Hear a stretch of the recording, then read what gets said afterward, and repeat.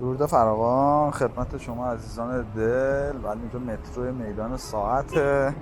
میدونید اینجا یکی از قدیمی ترین نقاط شهر تبریزه، تقاطع خیابان پهلوی و شاپور قدیمش یا امام خمینی یا ارتش کنونی. یه چیز جالب در مورد میدان ساعت بهتون بگم، یکی از پرترافیک ترین و محدوده ترافیکی شهر تبریز هم محسوب میشه. همونطور که اول ویدیو دیدید حتی مترو هم یه ایستگاه اینجا داره، مترو خط 1 تبریز که به تازگی افتتاح شده. ما بودن 1 سال افتتاح شده. ساختمان روبرومون هم ساعت جلوی میدون ساعت یا جلو ساعت بهش میگن، این کاخ شهرداریه که یکی از ساختمان‌های قدیمی شهر تبریز محسوب میشه که سال 1314 ساخته شده و سبک معماری آلمانی. از همون نماهاش هم میتونی کامل مشاهده کنید چقدر بوق میزنن، به خاطر اینکه واقعا ترافیک سنگینی داره. این سمت هم که بریم میره سمت سرا زعفرانی، آبرسان، تپری باغ. این جلوتر هم موزه چیز هستش که ویدیوشو دارم، مسجد کبود. حالا برگردیم، ما قصدمون اینه که بریم سمت گذر تربیت، بریم ببینیم که حالا هواش این روزها چطوره. دور میزنیم و برمیگردیم به سمت گذر تربیت و از اون دست خیابون هم عبور میکنم که بهتر نمای ساختمون رو ببینیم. خیلی عزیزان ممکنه از این شهر خاطره داشته باشن و کلی تغییر کرده باشه. واقعا تبریز جزو شهرهای خیلی تمیز، شهری قدیم خیلی مدرن. داخل این کاخ شهرداری موزه شهرداری است. در آینده براتون حتما ویدیوشو قرار خواهم داد به صورت مجزا که آتش نشانیشو و موزه‌های مختلفی داره، شهرشناسیشو داخل خود این خیابون. الان خیابون ارتش، حالا ارتش جنوبی یا همون شاپور رو بریم پایین‌تر، خونه شهریار هم استاد شهریار هم اینجاست. ویدیوشو داخل کانال دارم، اگه دوست داشتید حتما تماشا کنید. داخل توضیحات این ویدیو براتون قرار میدم.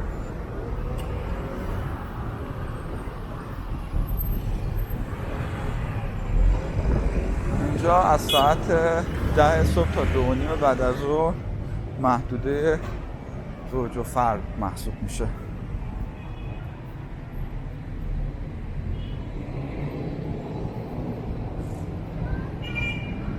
هم که همون ساختمون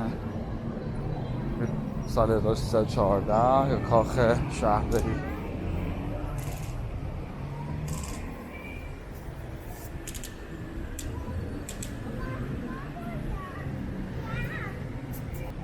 اون جلوتر دست راست اگه نگاه کنید میشه گذر تربیت که بعدش هم میره سمت بازار امیر و بازار تبریز و حتما از اونجا هم براتون ویدیو تهیه میکنم. میبینید ساختمونا و این نماهای 2 طبقه ای که هست همه حداقل 70-80 سال قدمت دارن. یعنی حتی اگه این سمت هم نگاه کنید این بالا بهتر میتونید درک کنید.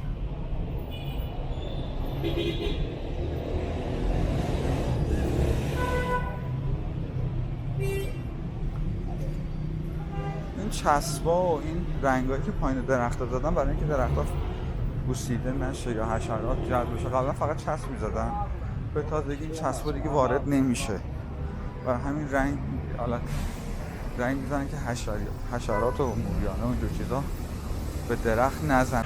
همونطور که رو تابلو میبینید دست چپ پیاده‌روی مقصودی رو خانه تاریخی نیکدل، موزه سنجر، باید این خونه‌های قدیمی، خونه استاد شهریار همه توی این خیابون قرار داره، به علاوه یه موزه شهر که ویدیوشو حتما براتون در آینده نزدیک قرار میده.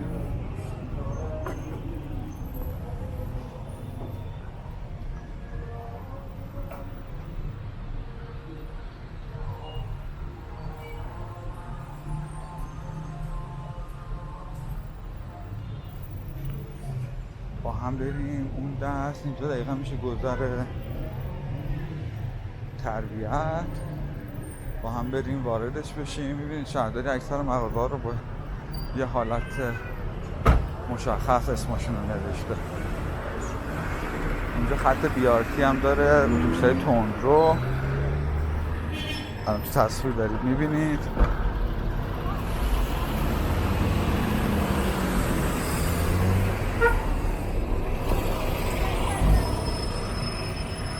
این نسبت به تهران که تو بازارش قدم میزنیم تعداد موتوری‌های خیلی کمتری اینجا قرار داره.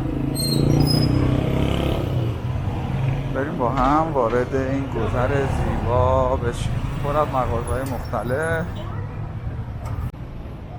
همونطور که میبینید اکثر مردم ترجیح میدن که از زیر سایه این درخت‌ها عبور و مرور کنن. اینجا پر از مغازه‌های پوشاک و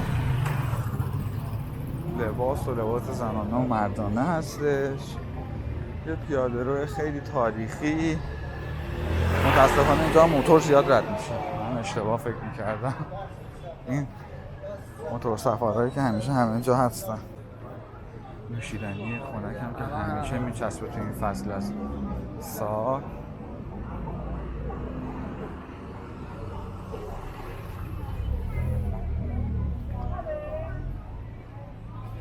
این گذره بیشتر تو زمان روز شلوغ‌تره.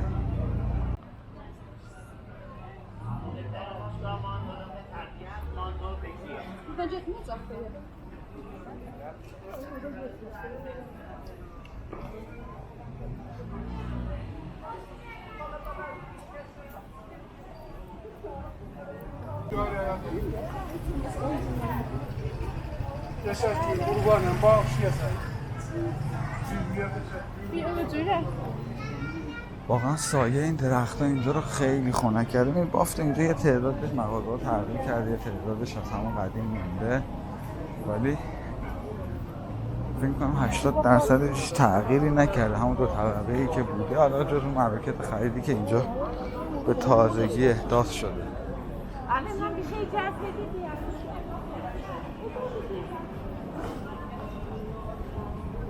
ممنون از شما عزیزان دل که همیشه با حمایت‌های بی‌پایانتون باعث میشید که من روز به روز انگیزه بیشتری داشته باشم و ویدیوهای بهتری برای شما عزیزان تهیه کنم.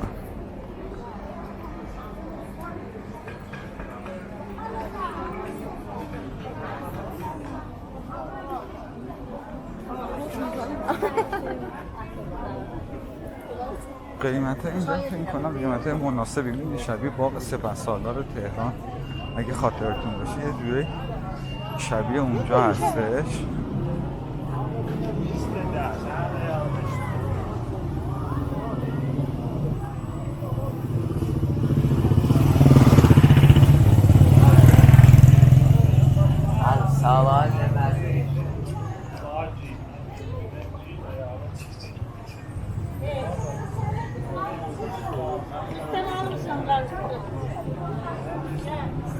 یه چیزی بهتون بگم، داخل اینجا پر از المان‌های مختلفه برای زیبایی بصری اینجا. این کنارم کوچه پس کوچه‌ای وجود داره که نمیشه موزه صدا، موزه مطبوعات آذربایجان. من واقعا وقتم کم بود، من خیلی فشرده به صورت یک روز و نیم یا 2 روز اومدم، تقریبا روز آخرم، امشب برمیگردم تهران. کاری پیش اومده بود اومدم سمت شهر تبریز.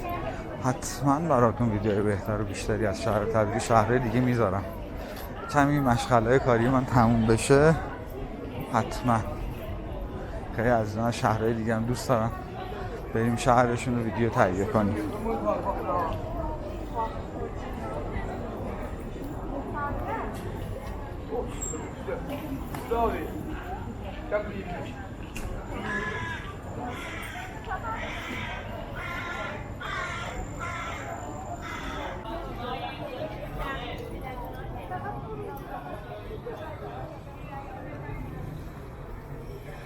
حالا من کمتر تو پیاده راه میرم به خاطر اینکه تو پیاده راه به خاطر وجود سایه گفتم بهتون خیلی خلوت، یعنی شلوغ‌تره و نمیشه راحت ویدیو تهیه کرد.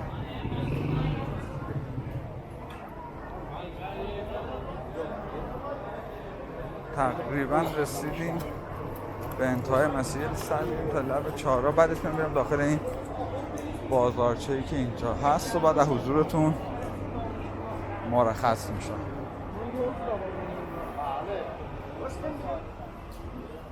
هیچ سال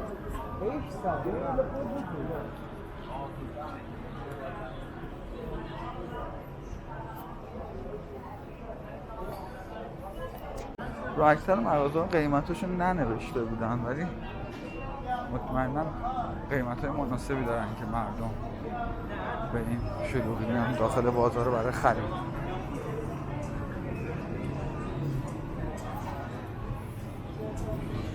کبابای خیلی خوبی هم داره تو بازار. من هر جایی خوردم ولی اسمش رو نمیبرم، و حالا بپرسید خیلی سریع مردم بهتون معرفی میکنن که کجا برید و چی بخورید و چه مغازه‌ای چیش خوبه، هم دیزی هم کباب همه اینا. بله اینجا رسیدیم سر خیابون فردوسی. حالا اسم قدیمیشو نمیدونم چی بوده، شاید هم تغییر نکرده. بعدش هم میریم داخل همون بازارچه‌ای که بهتون گفتم و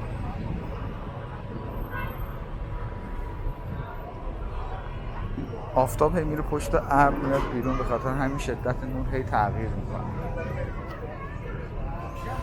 یه چیز جالب بهتون نشون بدم، حالا این المانه، ببینم اگر دوستان خاطرشون هست این وسیله چه وسیله‌ای بوده زمان قدیم. البته خیلی تابلو بوده، ولی من چون سریع ازش گذر کردم نذاشتم که شما کامل ببینید.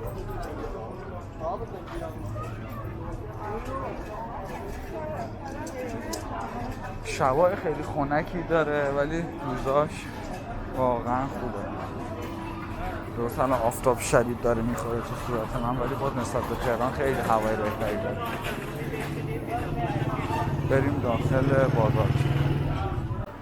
بله وارد این بازارچه، یه گذر خیلی کوچیک بازاری شدیم. دیگه ادویه‌های مختلف اینجا آدمو دیوانه میکنه. دقیقاً یاد اون راسته میفتم تو بازارچه تجریش که همه چی میفروشن، خوشبار و انواع اقسام ادویه‌ها و گوشت و مرغ و هر چیزی که شما فکرشو بکنید.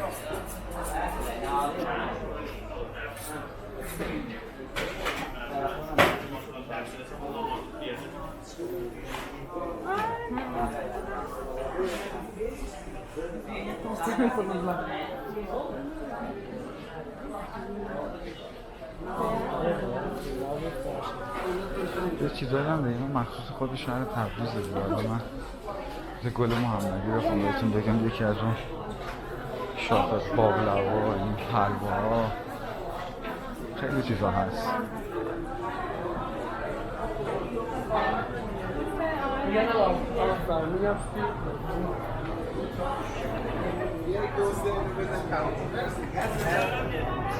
این برگ مو که دیگه خودتون میدونید دیگه، دلمه و روزه و به. امیدوارم از این ویدیو لذت برده باشید. تا ویدیو بعدی پر انرژی. بدرود.